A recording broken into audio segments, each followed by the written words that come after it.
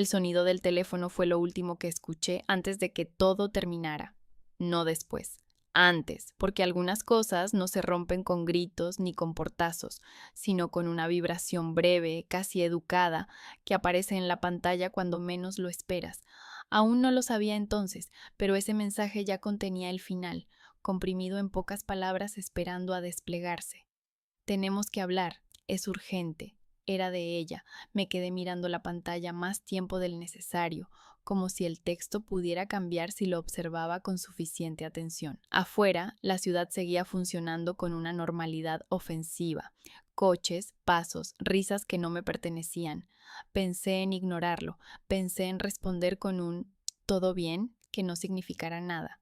Pero algo en el urgente me apretó el pecho, una intuición vieja, animal, que reconocía el peligro antes que la razón. Acepté verla en el café de siempre. Llegué antes. Elegí la mesa del fondo, la menos visible.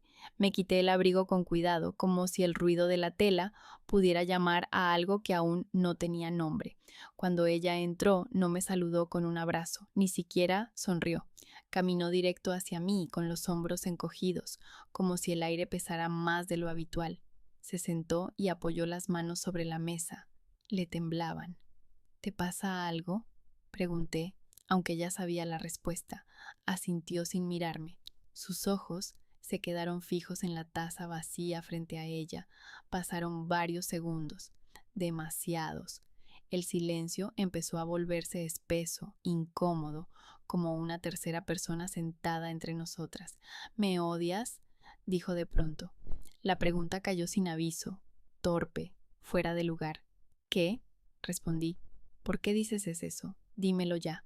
¿Qué pasa? Levantó la vista por fin. Tenía los ojos enrojecidos, pero no lloraba. Eso me inquietó más que las lágrimas. Respiró hondo, como si estuviera a punto de sumergirse. Estoy embarazada. El mundo no se detuvo. No hubo un golpe seco ni un sonido especial. Solo esa frase flotando entre nosotras. Sentí como algo se vaciaba dentro de mí, una especie de hueco silencioso. Abrí la boca para decir algo, cualquier cosa, pero no salió nada. Y logré articular al final. Ella apretó los labios, volvió a bajar la mirada, sus dedos se enredaron entre sí. No fue planeado. Asentí lentamente.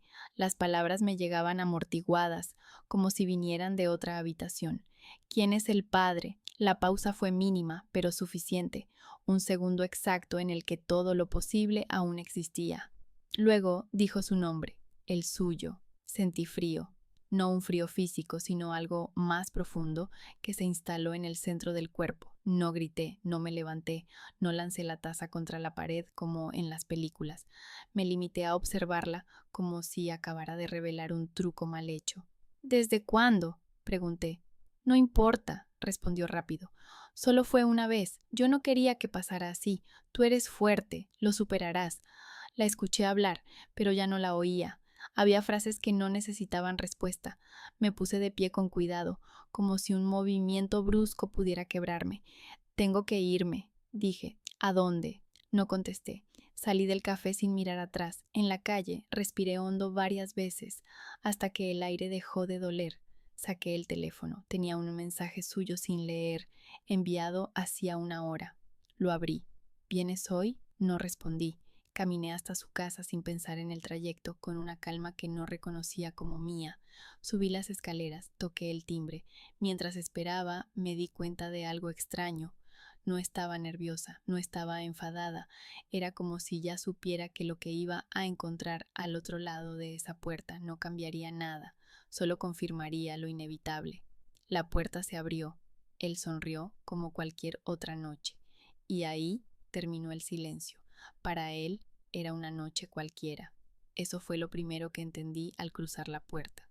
La televisión estaba encendida, un volumen bajo, una serie que habíamos visto 1000 veces sin prestar atención. El olor a comida recalentada flotaba en el aire, familiar, casi reconfortante. Todo estaba en su sitio, demasiado en su sitio. Pensé que no vendrías, dijo, cerrando la puerta detrás de mí. No me besó, no me preguntó cómo estaba, no fingió sorpresa, se limitó a volver al sofá y a sentarse como si yo fuera parte del mobiliario. Me quedé de pie, con el abrigo aún puesto, observándolo. En ese instante comprendí algo que me atravesó con una claridad brutal. Él ya lo sabía todo, desde hacía tiempo. ¿Desde cuándo?, pregunté. Suspiró con un gesto de fastidio leve, como quien se prepara para una conversación incómoda, pero inevitable. No hagamos esto más grande de lo que es, respondió. Podemos hablar tranquilos. La palabra tranquilos me pareció obscena. ¿Desde cuándo?, repetí. Se levantó, fue hasta la cocina y abrió un cajón. Escuché el sonido metálico de unas monedas al chocar entre sí. No entendí por qué ese ruido me erizó la piel. ¿Importa?, dijo desde allí. Pasó, ya está. Regresó al salón con algo en la mano. Se sentó frente a mí, apoyó los codos en la mesa baja y me miró por fin. No había culpa en sus ojos, ni vergüenza, solo una especie de cálculo cansado. Ella está embarazada, continuó. No fue planeado, pero tampoco es el fin del mundo. ¿Y yo?, pregunté. Se encogió de hombros. Tú eres racional, siempre lo has sido. Entenderás que estas cosas pasan. Sentí una presión extraña en el pecho, como si me hubieran quitado el aire sin tocarme. Lo vi meter la mano en el bolsillo del pantalón y sacar un billete arrugado. 100 pesos. Lo alisó con cuidado sobre la mesa, como si ese gesto tuviera algún tipo de solemnidad. Perdón por las molestias, dijo. La frase cayó limpia, sin ironía, sin emoción, casi amable. El billete quedó entre nosotros, una frontera ridícula. Lo miré durante unos segundos interminables. 100 pesos, el valor exacto que, en su cabeza, tenía todo lo que yo había sido. No grité, no lloré, me sorprendió mi propio silencio. En mi cabeza una voz se activó con una lucidez inquietante. Así es como te ve, así es como termina. No hubo rabia inmediata, solo una comprensión amarga, definitiva. No me había perdido, no me había equivocado, simplemente había sido reducida. ¿Eso es todo?, pregunté. Asintió. No quiero dramas, añadió. Es mejor así para todos. Tomé el billete de la mesa con 2 dedos, pesaba más de lo que debería. Lo doblé con cuidado y lo guardé en el bolsillo del abrigo. Ese gesto, mínimo, pareció desconcertarlo. ¿No vas a decir nada?, preguntó. Lo miré por última vez, intenté encontrar al hombre que creí conocer, el que se reía de mis manías, el que decía admirar mi forma de pensar, el que hablaba de futuro como si fuera una promesa compartida. No estaba allí, quizá nunca lo había estado. No, respondí. No hay nada que decir. Caminé hacia la puerta. Él no me siguió. No intentó detenerme. Escuché cómo la serie seguía su curso cuando abrí la puerta, las risas enlatadas filtrándose por el pasillo. Bajé las escaleras sin prisa. Cada paso era extrañamente ligero. Al salir a la calle, el aire frío me golpeó el rostro. Inspiré hondo. No sentí alivio. Tampoco dolor inmediato, solo una calma densa, inquietante como la superficie de un lago antes de una tormenta. Mientras me alejaba, entendí algo que me heló la sangre más que cualquier insulto. Para él, yo ya había desaparecido mucho antes de esa noche, y ahora, por primera vez, lo aceptaba. Seguí caminando sin mirar atrás. Nos vimos 2 días después. No porque yo la buscara, sino porque ella no soportó el silencio. Me escribió 3 veces en una noche. La cuarta ya no fue un mensaje, fue una súplica disfrazada de preocupación. Por favor, necesito verte. No puedo con esto sola. Acepté. No por ella, por mí. Quedamos en su apartamento, no en un café, no en un lugar público. Quería verla en un espacio donde no pudiera escapar con una excusa barata ni esconderse detrás del ruido. Cuando abrió la puerta, su rostro parecía más pequeño, como si la culpa le hubiera ido robando volumen. Llevaba ropa holgada, el cabello recogido de cualquier manera. Se apartó para dejarme pasar. Gracias por venir, dijo en voz baja. No respondí. Me senté en el borde del sofá, recta, con las manos sobre las rodillas. Ella se movía de un lado a otro, incapaz de quedarse quieta. Finalmente se sentó frente a mí, demasiado cerca. No sabes lo mal que me siento, empezó. Te juro que no era mi intención. Solo fue una vez, estábamos borrachos, fue un error. La miré en silencio, asintió, como si mi gesto confirmara algo. Yo no quería que pasara, continuó. Tú eres fuerte, siempre lo has sido. Sabía que tú lo entenderías mejor que nadie. Ahí estaba, la frase que lo justificaba todo. Tú eres fuerte, como si la fortaleza fuera una obligación, una condena que me eximía de sentir dolor, como si mi resistencia natural la autorizara a atravesarme. ¿Cuándo decidiste decírmelo? Pregunté. Parpadeó varias veces. Cuando supe lo del embarazo, pensé que ya no podía ocultarlo más. No cuando pasó, dije, no cuando empezó, cuando ya no te quedó opción. Se le llenaron los ojos de lágrimas. Bajó la cabeza, sus hombros se sacudieron. Tengo miedo, susurró. Todo se me vino encima. No quería perderte. La observé llorar. No sentí compasión, tampoco rabia. Era una escena que ya no me pertenecía. Sus lágrimas parecían ensayadas, como si hubiera practicado frente al espejo la versión más vulnerable de sí misma. ¿Me pensaste alguna vez? Pregunté. Claro que sí, respondió rápido. Todo el tiempo. Pero pasó y no supe cómo detenerlo. Me incliné un poco hacia adelante. Si yo estuviera embarazada, dije despacio, ¿te habrías detenido? El silencio fue inmediato, total. Sus lágrimas se congelaron a mitad de camino. Me miró, sorprendida, como si esa posibilidad nunca hubiera existido en su mente. Abrió la boca para responder, pero no salió ningún sonido. Eso fue suficiente.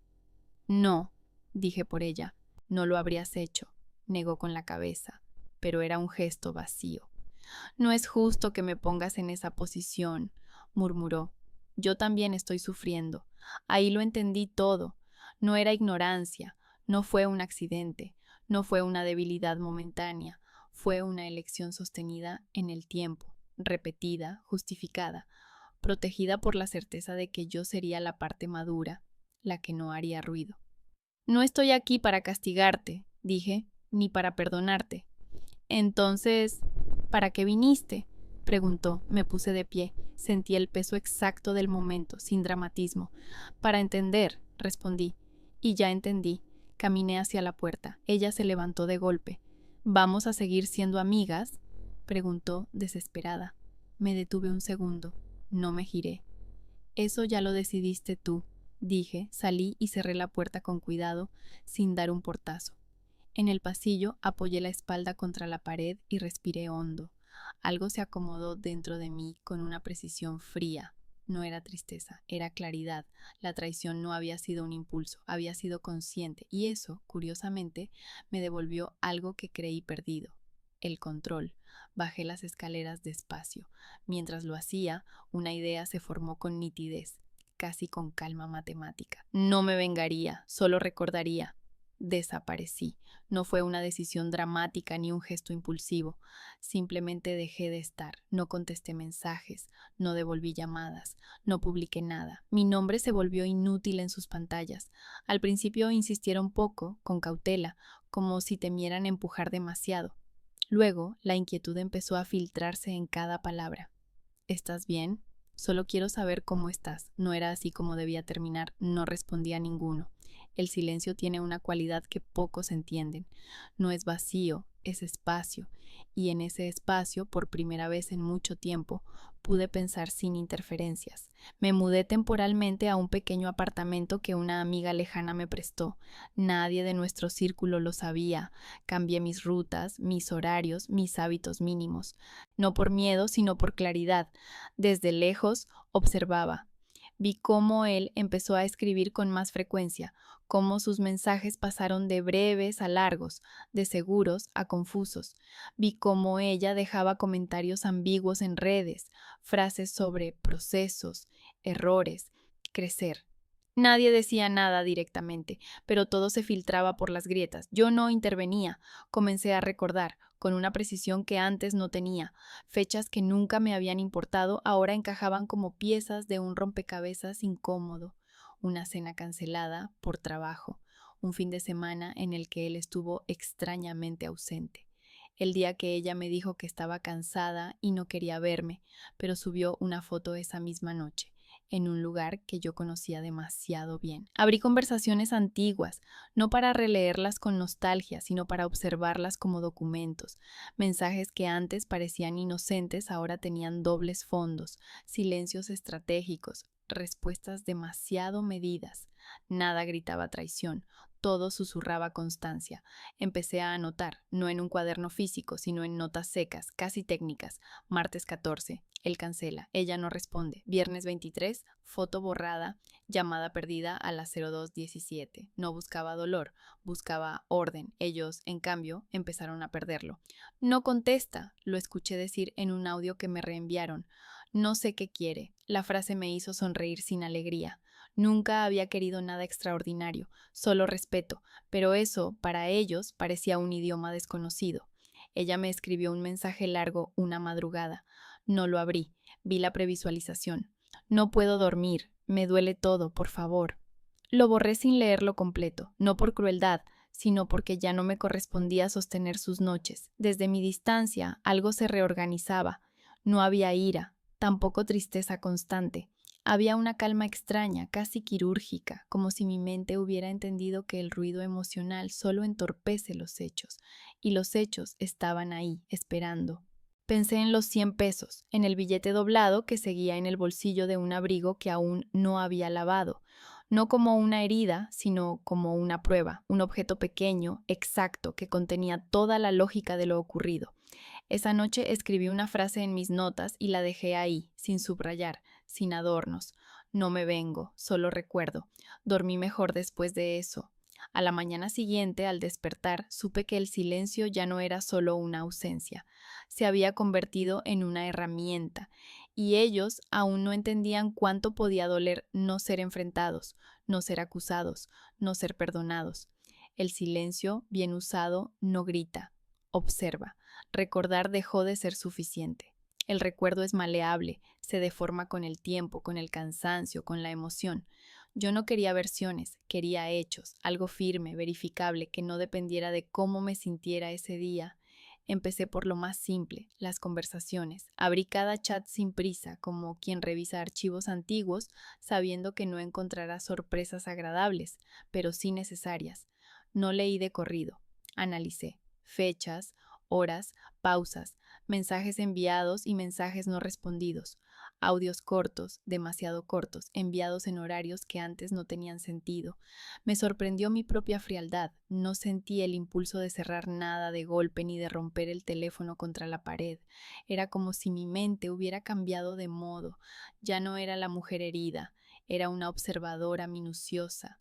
Luego vinieron las fotos, no las nuestras, las de ella, las que subía y borraba, las que alguien había alcanzado a guardar, una copa de vino sobre una mesa que yo conocía, un reflejo en un espejo donde se veía un hombro masculino que no debía estar ahí, un paisaje que coincidía demasiado con aquel viaje solo que él me había contado con tanta naturalidad. Construí una línea de tiempo. Al principio parecía exagerado, casi obsesivo, pero pronto todo encajó con una lógica insultante. No había caos, no había impulsos aislados, había continuidad, rutina, costumbre. La traición no había sido un accidente, había sido organizada alrededor de mi ausencia emocional forzada, de mi confianza. El golpe más fuerte no fue una imagen ni un mensaje explícito, fue una conversación, un fragmento rescatado de una copia de seguridad antigua, casi perdida entre archivos irrelevantes. Ella le escribía: ¿y cómo se lo vas a decir? No quiero quedar como la mala. Tal vez deberíamos esperar un poco más. Él respondía con la misma frialdad con la que me había hablado a mí aquella noche. Ella lo entenderá. Siempre ha sido racional. Ahí se terminó cualquier duda. No solo me habían traicionado, habían hablado de mí como de un problema logístico, un obstáculo a gestionar, una variable incómoda en su historia. Cerré el archivo y apoyé la espalda en la silla. Sentí un cansancio profundo, pero no desesperación. Algo se solidificó dentro de mí, como si cada prueba fuera un ladrillo más levantando una estructura invisible. No lloré, respiré hondo y seguí. Guardé todo en carpetas claras con nombres neutros, nada dramático, nada emocional, solo orden, porque el orden es una forma de respeto hacia una misma, porque cuando llegue el momento, y sabía que llegaría, no habría lugar para la duda ni para las interpretaciones. Esa noche tomé una decisión sin anunciarla a nadie. No sería yo quien gritara la verdad en medio del caos. No habría confrontaciones teatrales ni revelaciones impulsivas. La verdad saldría sola, de manera limpia, inevitable, como un dato que ya no se puede ignorar. Miré el reloj, era tarde.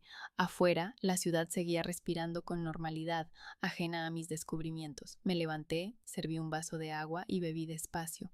Por primera vez desde el mensaje inicial, entendí algo con absoluta certeza. Ya no estaba improvisando, ya no reaccionaba, estaba avanzando. Y cuando uno avanza con hechos en la mano, el miedo cambia de bando. El primer mensaje llegó a las 08:12 de la mañana.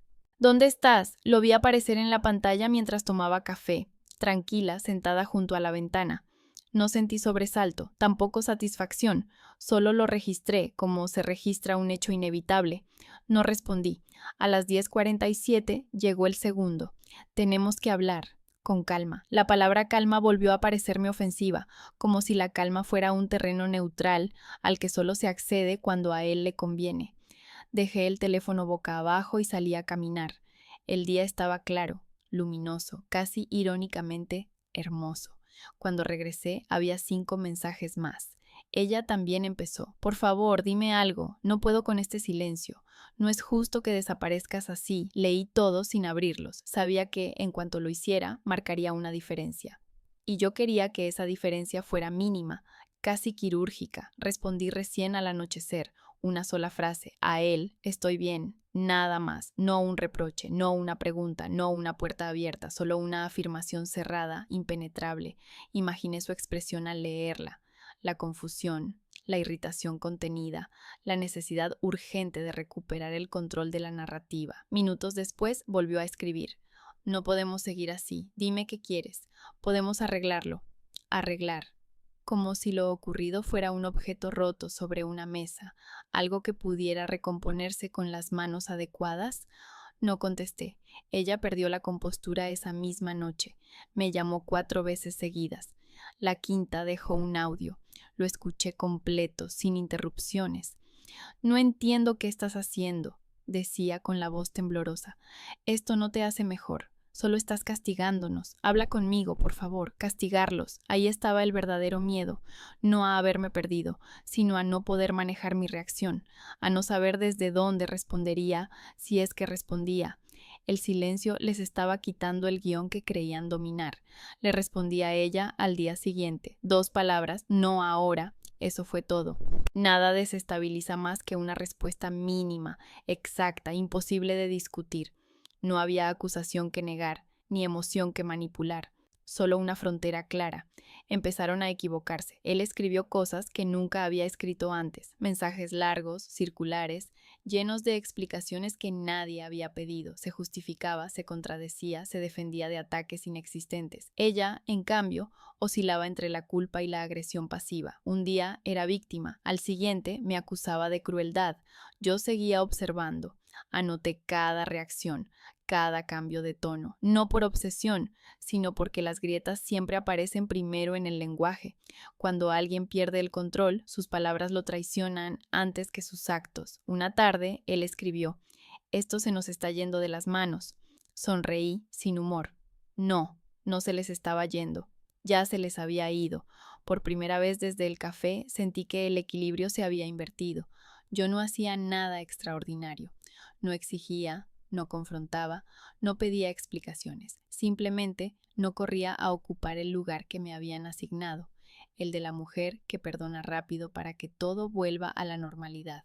Esa normalidad ya no existía. Esa noche guardé el teléfono en un cajón y lo dejé ahí hasta la mañana siguiente. Dormí profundamente, sin sueños. Al despertar supe que algo había cambiado de forma irreversible. Ellos ya no sabían cómo hablarme, y cuando alguien pierde el lenguaje, pierde también el poder. La primera grieta ya estaba abierta. Contar la verdad fue más sencillo de lo que había imaginado, no porque no doliera, sino porque ya no necesitaba adornos. Cuando una historia se cuenta sin intención de convencer, se vuelve ligera, casi neutra. y esa neutralidad fue mi mayor protección. Empecé por las personas que importaban, no muchas, las suficientes. No hice anuncios ni discursos, no convoqué reuniones, simplemente hablé cuando me preguntaron y a veces, incluso antes. Siempre del mismo modo, sin dramatizar, sin elevar la voz, sin insultos, solo hechos colocados uno detrás de otro como piezas claras. Terminamos, decía. Él tiene una relación con ella. Está embarazada. Yo no lo sabía. Silencio. Ese fue el primer efecto. Un silencio distinto al mío, incómodo, lleno de pensamientos no formulados. Nadie sabía muy bien qué decir después. Algunos asentían, otros desviaban la mirada. Nadie me interrumpía. ¿Y tú estás bien? Preguntaban, casi en susurro. Sí, respondía. Ahora sí. No pedí que tomaran partido, no exigí apoyo, no esperé disculpas en nombre de nadie, dejé que cada uno procesara la información a su ritmo. La verdad tiene una forma curiosa de trabajar sola cuando no se la empuja. Las reacciones llegaron en capas. Primero, la incomodidad, invitaciones que se posponían, grupos donde ya no coincidíamos, conversaciones que se cortaban cuando alguno de ellos aparecía. Luego, el distanciamiento, no explícito, no declarado, pero evidente. Personas que dejaron de responderles con la misma naturalidad, miradas que duraban un segundo más de lo normal. Yo observaba sin intervenir. Él intentó adelantarse, contar su versión, suavizar los hechos, hablar de errores, de confusión, de momentos difíciles, pero algo ya había cambiado. Su relato no encajaba con el mío y el mío no buscaba imponerse, simplemente estaba mejor sostenido. Ella se volvió más silenciosa, empezó a evitar ciertos lugares, algunas amistades comunes dejaron de llamarla, otras lo hicieron solo por compromiso. El embarazo, que creía que la protegería, empezó a aislarla, no por crueldad, sino por cansancio ajeno. Una tarde, una amiga en común me dijo, no sé qué pensar, pero algo no cuadra con lo que dicen. No respondí, no hacía falta. La luz no llegó como un foco encendido de golpe, fue más bien un amanecer lento. Las sombras no desaparecieron de inmediato, pero empezaron a definirse, y cuando las cosas se definen, dejan de ser ambiguas. Me di cuenta de algo importante. No estaba destruyendo nada, no estaba exponiendo secretos con intención de herir, simplemente había dejado de sostener una mentira que no me pertenecía, y sin ese soporte, todo lo demás empezó a tambalearse. Ellos lo sintieron. Él me escribió una noche, ¿por qué estás contando cosas privadas? Le respondí, por última vez ese mes, porque son hechos y son míos también. No volvió a escribir durante días, caminé por la ciudad con una ligereza nueva, no porque todo estuviera resuelto, sino porque ya no cargaba con una versión falsa de mi propia historia. Me había devuelto la voz sin alzarla. Esa fue la verdadera luz, entender que la dignidad no necesita aplausos, solo coherencia. Y cuando una historia se cuenta con coherencia, quienes vivían cómodos en la penumbra empiezan a quedarse sin refugio. La reputación de ellos no se rompió de golpe, se desmoronó en silencio. Las consecuencias no llegaron como un castigo divino, ni como un escándalo público. Llegaron de la manera más incómoda posible, despacio, una tras otra, sin espectáculo. Como llegan las facturas que nadie quiere pagar, pero que siempre encuentran la forma de aparecer. Él fue el primero en notarlo, aunque tardó en admitirlo. Al principio fueron pequeños cambios, un proyecto que se posponía, una reunión cancelada sin nueva fecha, un socio que respondía con mensajes breves, impersonales, cuando antes escribía con entusiasmo. Nada lo suficientemente grave como para alarmarse, pero sí demasiado constante para ignorarlo. No entiendo qué pasa, me dijo un conocido en común. Antes todo le salía bien. Yo asentí sin comentar. Luego vino el golpe real. Perdió un contrato importante, no por incompetencia, no por falta de resultados, sino por confianza. Alguien decidió no seguir adelante, sin explicaciones claras, solo un correo educado, frío, definitivo. Él se enfadó por primera vez de verdad, no conmigo, no con ella, con el mundo. Todo se fue al carajo, le escuché decir en una llamada ajena. No es justo. La palabra justo volvió a aparecer donde menos le pertenecía. Ella, en cambio, empezó a quedarse sola. El embarazo, que al inicio parecía un escudo, se transformó en un peso visible. Las personas que antes la rodeaban con curiosidad o apoyo comenzaron a desaparecer, no la confrontaban, simplemente dejaban de estar. Las invitaciones se volvieron esporádicas, las respuestas tardías, la atención mínima. Una tarde la vi de lejos, sentada en un banco mirando el teléfono con insistencia. No me acerqué, no sentí satisfacción, sentí algo más cercano a la confirmación. Así se ve una elección cuando ya no hay nadie dispuesto a justificarla. Él volvió a escribirme después de semanas de silencio. Tú lo arruinaste todo. Leí la frase varias veces, no porque doliera, sino porque revelaba exactamente lo que necesitaba entender. Respondí sin pensarlo demasiado. No, yo solo dejé de encubrirte. Hubo una pausa larga antes de su respuesta. Cuando llegó, ya no era el hombre calculador del principio, era alguien herido en su orgullo, desnudo en su rabia. Te di todo, escribió, y ahora me estás quitando lo poco que me queda. Pensé en los 100 pesos, en ese billete arrugado, guardado aún en un cajón, en cómo lo había lanzado sobre la mesa como quien paga un servicio menor, en la ligereza con la que había resumido años, palabras, promesas, en un gesto mínimo. No te quité nada, respondí. Me quitaste valor tú mismo ese día. No hubo respuesta. A partir de entonces, su imagen empezó a cambiar incluso para quienes no sabían toda la historia. Se volvió más tenso, más irritable. Perdió la sonrisa fácil. Las bromas dejaron de funcionar. Cuando alguien intentaba suavizar la conversación, él reaccionaba con una susceptibilidad que antes no tenía. La seguridad se le había ido. Ella intentó acercarse una vez más. No directamente, a través de terceros, comentarios lanzados al aire, historias con frases ambiguas sobre errores compartidos y responsabilidades repartidas. Nadie mordió el anzuelo. El precio no fue económico, aunque también lo fue. Fue social, emocional, invisible para quienes creen que las cosas solo se pagan con dinero, pero devastador para quienes viven de la percepción ajena. Yo seguía con mi vida, no perfecta, no eufórica, pero limpia. Una noche, al ordenar papeles, encontré de nuevo el billete. 100 pesos. Lo sostuve entre los dedos unos segundos. Ya no me producía rabia, tampoco tristeza. Era exactamente lo que siempre había sido. Un símbolo. El precio que él creyó suficiente. El valor que ella aceptó compartir. Y la prueba de que algunas personas solo entienden el daño cuando el costo deja de ser ajeno. Ellos ya estaban pagando, y esta vez nadie podía devolverles el cambio.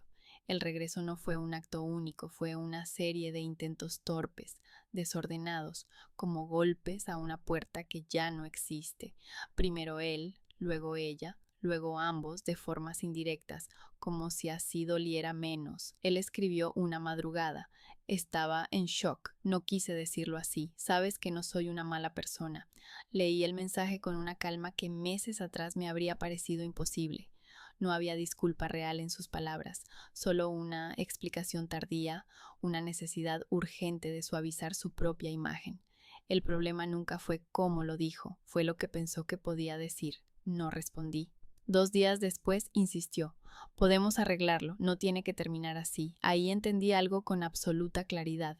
No quería volver conmigo, quería volver al punto en el que aún tenía opciones, a un momento anterior a las consecuencias, donde todavía podía moverse entre versiones sin pagar el precio completo. Ella fue más directa, más desesperada.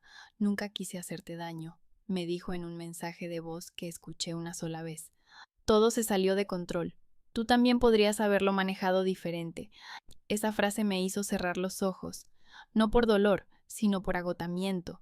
Incluso ahora, incluso después de todo, necesitaba repartirme una parte de la culpa, como si mi silencio hubiera sido más cruel que su traición, como si mi dignidad hubiera sido una provocación. Me escribió de nuevo esa misma tarde. Si no hubieras desaparecido, nada de esto habría pasado así. Ahí estaba la verdad final.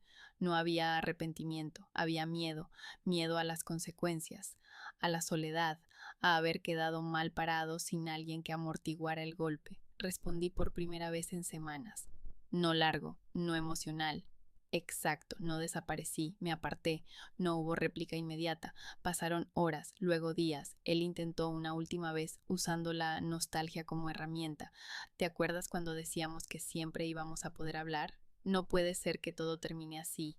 Pensé en todas las veces que hablé cuando no debía, en las veces que callé para no incomodar, en la paciencia que confundieron con permiso. Todo había terminado exactamente como tenía que terminar. Esto no terminó ahora. Escribí. Terminó cuando decidiste que yo valía 100 pesos. Ese fue el cierre. Ella dejó de escribir después de eso. Él también. No porque entendieran, sino porque ya no quedaba espacio desde donde insistir sin quedar expuestos del todo. El regreso había fallado. La puerta estaba cerrada, no con ira, sino con firmeza. Esa noche caminé sola durante horas, no para huir de algo, sino para confirmar que ya no había nada persiguiéndome. Sentí una tristeza leve, limpia, sin drama, la tristeza de aceptar que algunas personas nunca te amaron como creías, sino como les convenía. No sentí ganas de revancha, tampoco de reconciliación. Sentí algo más estable, cierre. Al volver a casa, abrí el cajón donde guardaba el billete. Lo saqué, lo alicé una vez más. Pensé en todo lo que había pasado desde aquella mesa, desde ese gesto mínimo que había intentado reducirme. Ya no dolía.